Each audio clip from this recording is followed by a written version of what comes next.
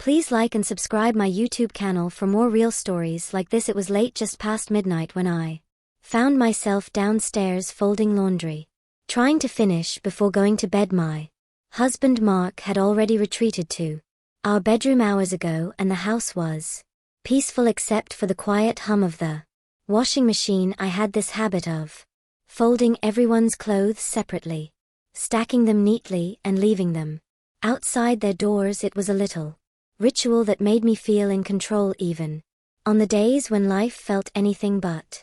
That night I was more tired than usual. My eyelids drooped as I pushed open a door I thought led to the guest room, a stack of clean t-shirts in my hands, but the room wasn't the guest room at all. It was Liam's, my stepson, tall and awkwardly handsome, still navigating adulthood, and there he was lying on his bed completely naked, his hands moving slowly, almost hesitantly, across himself. I froze, breath caught in my throat. He didn't hear me come in. His focus was absolute, his expression a mixture of frustration and embarrassment. Why does it still curve like this? He muttered under his breath. I should have turned around, shut the door, and walked away, but something held me back, a mix of shame, curiosity, and an unexpected ache I hadn't felt in years. I slipped back just enough to watch without being seen. His body was beautiful, but his uncertainty made him vulnerable. The curve he hated was unlike anything I'd ever noticed before, thick, strong, but bent at an odd angle that made him grimace. Suddenly he groaned and threw his head back against the pillow. "This is why girls laugh," he whispered, and then he saw me. His eyes went wide with horror as he scrambled for a pillow to cover himself, his face burning red. "Mom, I'm so sorry, I didn't know you were. I thought this was the guest room," I stammered, holding the shirts awkwardly. We stood there breathless, the silence heavy between us, and then something inside me shifted. I stepped into the room and closed the door behind me. "You don't need to be embarrassed," I said softly. "I'm a woman too, Liam." He looked confused, his eyes searching mine. I sat down on the bed beside him, my heart pounding. "You said the curve bothers you." He nodded. "Girls think it's weird." I hesitated, then reached out my hand, gently resting it on his thigh. "Maybe I can help you." His breath hitched, eyes widening slowly. He lowered the pillow. I touched him softly, trying to be clinical, but my fingers trembled. There was warmth, vulnerability, and a strange pull I couldn't explain. "It's not ugly," I whispered. "It's beautiful." He looked at me like I was the first person to tell him that. In that moment the air changed. It was no longer about helping, it was about something deeper, something forbidden. We didn't go further that night, but everything had already shifted. I told myself I wouldn't go back to that room, but every time I closed my eyes I saw Liam, his nervous glance, the way he looked at me with a mix of confusion and longing. Nights were the hardest. Mark slept peacefully, unaware that my heart was no longer in our bed but somewhere down the hall. When Liam finally spoke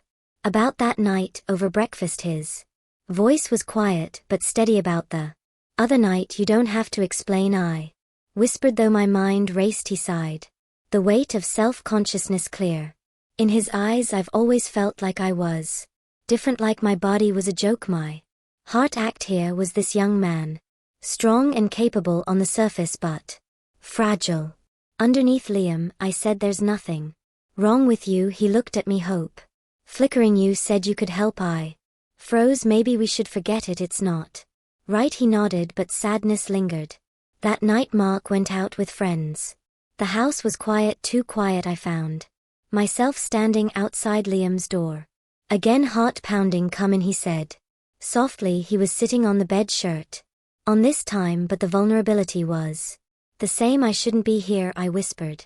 "But you are." We didn't speak much, just looked at each other, two people caught in a moment too big for words. "I can't stop thinking about that night," he admitted me. Neither. His voice broke the silence, and then he stepped closer. "Can I hold you?" I nodded, overwhelmed by the honesty. He wrapped his arms around me gently, and I felt a comfort I hadn't known I missed. It was wrong, but it felt So right like coming home he pulled back. Slightly eyes searching mine, you make me feel whole, you always were, I whispered. Our lips met in a kiss soft and slow, full of confusion and raw emotion. When we parted breathless, we both knew the line had been crossed. We didn't go further that night, we just held hands, whispered secrets and shared the closeness that neither of us had expected, but the desire simmered beneath the surface, dangerous and undeniable.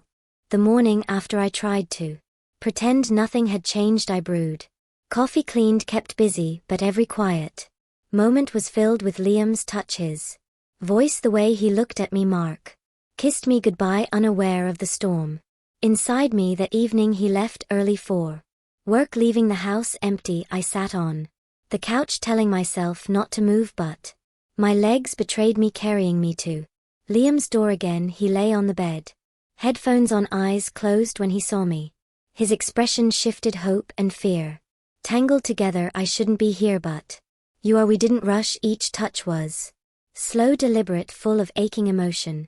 He whispered, I've never felt this way before.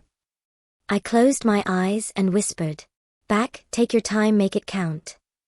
In his arms I felt seen, not as a wife or a stepmother, but as a woman, and for a moment nothing else mattered but secrets don't stay hidden. One rainy Thursday, Mark came home early, drenched and tired. I was caught stepping out of Liam's room, my robe slipping loosely. Time froze. I was just checking on him, I stammered. Mark's eyes searched mine, but he said nothing more. Relief washed over me, or maybe it was denial. That night I lay awake, heart pounding. What if he knew? What if everything I tried to hide slipped away? Liam was distant, texting me that maybe we should stop, but my heart wasn't ready. We took risks, whispered kisses in the dark, stolen moments, but the weight of guilt was always there. The night we forgot to lock the door, Mark almost caught us. Our secret was no longer safe. That morning the house felt colder. Mark's eyes were full of questions. He didn't voice. Liam was quiet, shadows under his eyes. I knew one thing, nothing would ever be the same. Some desires come at too high a price.